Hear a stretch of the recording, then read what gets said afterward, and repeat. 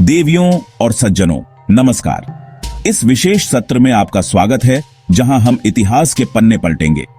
आज हम उस समय की बात करेंगे जिसने दुनिया को हमेशा के लिए बदल दिया, दूसरा विश्व युद्ध। यह युद्ध मानव इतिहास का सबसे विनाशकारी युद्ध था। यह आधिकारिक तौर पर 1 सितंबर 1929 को शुरू हुआ, जब जर्मनी ने पोलैंड पर हमला किया। यह 2 सितंबर 1945 को खत्म हुआ, पूरे 6 लंबे और भयानक वर्षों के बाद।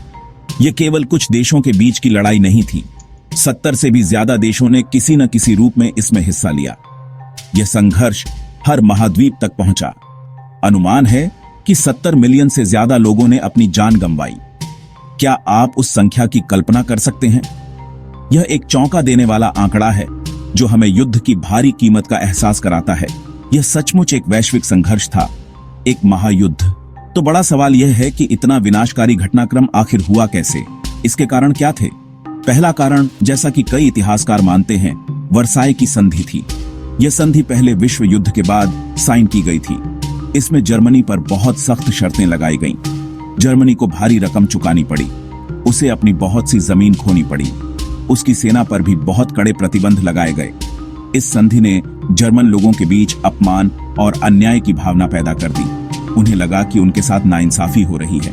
यह गहरी नाराजगी भविष्य के संघर्ष के लिए उपजाऊ जमीन बन गई। यह जैसे एक टाइम बम था, जिसे बस किसी चिंगारी का इंतजार था। अब बात आती है अगले कारण की, तानाशाहों का उदय। पहले युद्ध के बाद के कठिन समय में करिश्माई लेकिन खतरनाक नेता सत्ता में आए।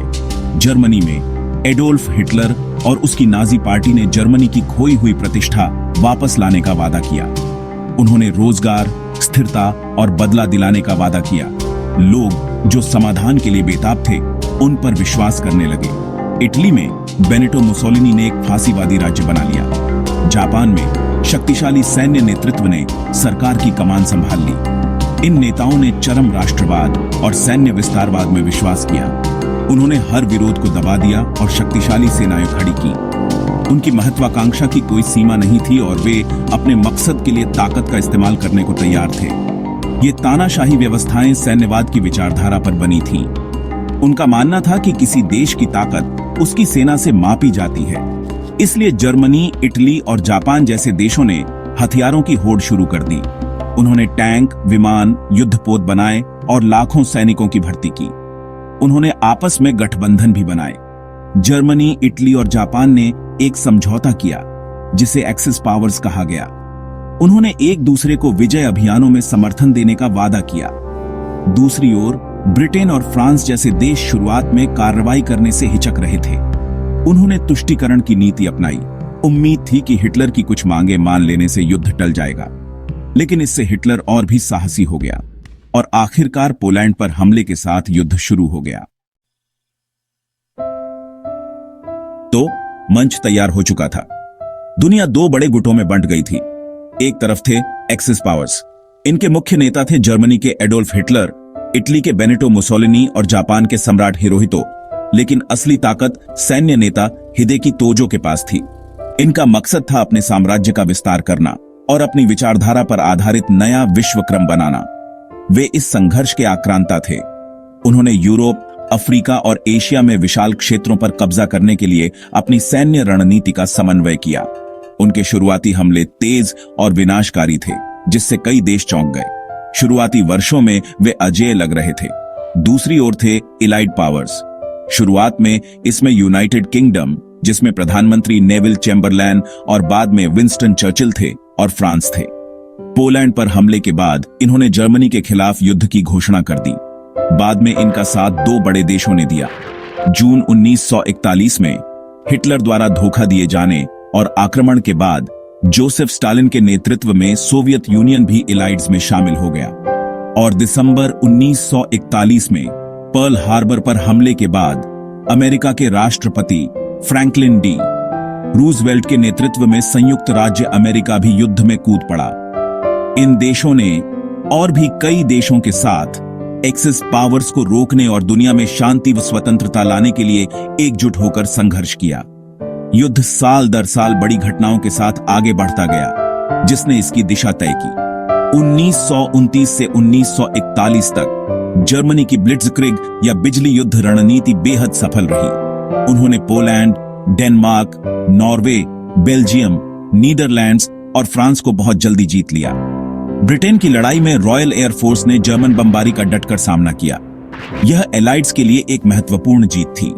इसी दौरान उत्तरी अफ्रीका में ब्रिटिश और एक्सिस सेनाओं ने स्वेज नहर पर नियंत्रण के लिए संघर्ष किया। एशिया में जापान अपना साम्राज्य फैला रहा था। चीन और दक्षिण पूर्व एशिया के क्षेत्रों पर कब्जा कर अपनी सैन्य ताकत और महत्वाकांक्षा दिखा रहा था। 1941 में परिस्थितियां अचानक बदल गईं। हिटलर ने सोवियत यूनियन पर हमला कर एक बहुत बड़ी गलती कर दी, जिससे पूर्वी मोर्चा खुल गया और जर्मन संसाधन बुरी तरह बंट गए। फिर 7 दिसंबर 1941 को जापान ने हवाई के पर्ल हार्बर में अमेरिकी नौसैनिक अड्डे पर अचानक हमला कर दिया। यह वही दिन था जिसे राष्ट्रपति रूजवेल्ट ने अपमान का दिन कहा था। इस हमले ने अमेरिका की औद्योगिक और सैन्य ताकत को युद्ध में ला दिया।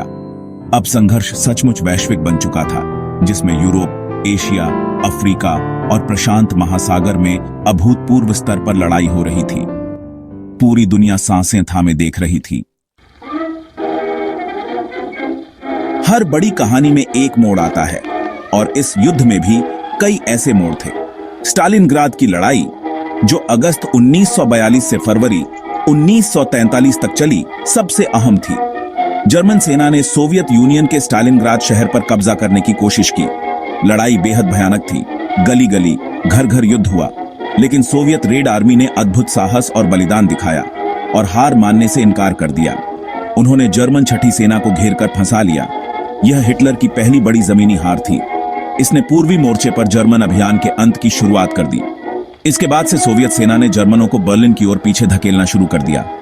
एक और महत्वपूर्ण मोड़ था डी डे, 6 जून 1944 को। यह इतिहास का सबसे बड़ा समुद्री हमला था। 1,50,000 से ज्यादा एलाइड सैनिक, जिनमें अमेरिका, ब्रिटेन, कनाडा और अन्य देशों के लोग थे, फ्रांस के नॉर्मंडी तट पर उतरे। इस ऑपरेशन का नाम ओवरलॉर्ड था। यह अदम्य साहस और भारी हताहतियों का दिन था। लेकिन इस सफल लैंडिंग ने पश्चिमी यूरोप में दूसरा मोर्चा खोल दिया। इससे एलाइड्स फ्रांस को आजाद कराने और पश्चिम से जर्मनी की ओर बढ़ने में सक्षम हो गए, जबकि सोवियत सेना पूर्व से आगे बढ़ रही थी। अब हिटलर की सत्ता का जाल कसता जा रहा था। अब यूरोप में युद्ध का अंत नजदीक था। अब बात करते हैं भारत की भूमिका की। यह एक ऐसी कहानी है जिसे अक्सर उतना महत्व नहीं मिलता। उस समय भारत ब्रिटिश शासन के अधीन था। युद्ध के दौरान 2.5 मिलियन से ज्यादा भारतीय सैनिकों ने एलाइड्स के लिए दुनिया के कई हिस्सों में लड़ाई लड़ी। उन्होंने उत्तरी अफ्रीका, इटली और बर्मा में अद्भुत बहादुरी दिखाई। उनका योगदान बहुत बड़ा था। लेकिन इसी दौरान देश में स्वतंत्रता संग्राम भी तेज हो रहा था। महात्मा गांधी ने 1942 में भारत छोड़ो आंदोलन शुरू किया, ब्रिटिश शासन समाप्त करने की मांग की। देश एक तरफ बाहर युद्ध लड़ रहा था तो दूसरी तरफ अपने घर में आजादी के लिए संघर्ष कर रहा था। यह हमारे लिए बहुत जटिल और कठिन समय था। इसी बीच एक और ताकतवर कहानी सामने आई, नेताजी सुभाष चंद्र बोस और आजाद हिंद फौज की। नेताजी मानते थे दुश्मन का दुश्मन दोस्त होता है। उन्होंने भारत की आजादी के लिए जर्मनी और जापान जैसे एक्सिस देशों से मदद मांगी। उन्होंने आजाद हिंद फौज बनाई, जिसमें भारतीय युद्धबंदी शामिल थे। उनका प्रसिद्ध नारा था, चलो दिल्ली। भले ही आईएनए का सैन्य अभियान सफल नहीं रहा, लेकिन उनकी देशभक्ति और बलिदान की कहानी ने करोड़ों भारतीयों को प्रेरित किया। इसने ब्रिटिश हुकूमत को कमजोर करने और हमारी आजादी की राह तेज करने में महत्वपूर्ण भूमिका निभाई। 1945 तक एक्सिस पावर्स पूरी तरह से हार की कगार पर थे। यूरोप में पश्चिम से एलाइड सेनाएं और पूर्व से सोवियत सेनाएं जर्मनी को घेर रही थीं। 30 अप्रैल 1945 को जब बर्लिन पूरी तरह घिर चुका था, एडोल्फ हिटलर ने आत्महत्या कर ली। जर्मनी ने 8 मई 1945 को औपचारिक रूप से आत्मसमर्पण कर दिया, जिसे अब विजय दिवस या वीआई डे के नाम से मनाया जाता है। यूरोप में युद्ध खत्म हो गया था, लेकिन प्रशांत में संघर्ष अभी भी जारी था, जहां जापान पूरी ताकत से लड़ रहा था। एलाइड्स ने बिना शर्त आत्मसमर्पण की मांग की, लेकिन जापानी सेना ने मना कर दिया। वे अपने देश की रक्षा के लिए आखिरी व्यक्ति तक लड़ने की तैयारी कर रहे थे, जिससे लाखों और जानें जा सकती थीं। युद्ध को जल्दी खत्म करने और जापान पर महंगा हमला टालने के लिए अमेरिका ने एक कठिन और विवादास्पद फैसला लिया। 6 अगस्त 1945 को अमेरिकी बमवर्षक ने हिरोशिमा शहर पर परमाणु बम गिराया। 3 दिन बाद 9 अगस्त को नागासाकी पर दूसरा परमाणु बम गिराया गया। तबाही इतनी भयानक थी कि दोनों बमों से सैकड़ों हजारों लोग तुरंत मारे गए और बाद में रेडिएशन से और भी कई लोगों की मौत हुई। इस नए भयानक हथियार का सामना करते हुए जापान ने आखिरकार 15 अगस्त को आत्मसमर्पण की घोषणा कर दी और 2 सितंबर 1945 को औपचारिक रूप से आत्मसमर्पण पत्रों पर हस्ताक्षर किए। दूसरा विश्व युद्ध आखिरकार खत्म हो गया। युद्ध के परिणाम चौंका देने वाले थे। यह मानव इतिहास का सबसे घातक संघर्ष था। जैसा कि हमने बताया, 70 मिलियन से ज्यादा लोग मारे गए, जिनमें करीब 6 मिलियन यहूदी थे जिन्हें होलोकॉस्ट में व्यवस्थित रूप से मार दिया गया। पूरे के पूरे शहर मलबे में बदल गए। दुनिया हमेशा के लिए बदल गई। पुराने यूरोपीय साम्राज्य जैसे ब्रिटेन और फ्रांस बुरी तरह कमजोर हो गए। 2 नई महाशक्तियां उभरी, अमेरिका और सोवियत यूनियन। उनके वैचारिक मतभेदों ने जल्द ही एक नए तरह के संघर्ष, शीत युद्ध को जन्म दिया, जिसने अगले 45 वर्षों तक वैश्विक राजनीति को प्रभावित किया। एक नया विश्व मानचित्र बना। इतनी भीषण लड़ाई फिर कभी ना हो, इसके लिए दुनिया के नेता एकजुट हुए। 1945 में संयुक्त राष्ट्र की स्थापना की गई। इसका मकसद था अंतर्राष्ट्रीय शांति और सुरक्षा बनाए रखना और देशों के बीच सहयोग बढ़ाना। युद्ध ने उपनिवेशवाद के अंत की प्रक्रिया को भी तेज कर दिया। युद्ध से कमजोर पड़े यूरोपीय साम्राज्य अब अपने उपनिवेशों को नियंत्रित नहीं रख सके। इससे एशिया और अफ्रीका में आजादी की लहर चली, जिसमें हमारा अपना देश भारत भी शामिल था, जिसे 1947 में आजादी मिली। तो इस पूरी गाथा से आखिर क्या सबक मिलता है? यह युद्ध हमें बताता है कि अनियंत्रित महत्वाकांक्षा, घृणा और असहिष्णुता कितनी खतरनाक हो सकती है। यह याद दिलाता है कि शांति अनमोल है और इसकी रक्षा हर कीमत पर करनी चाहिए। जय हिंद।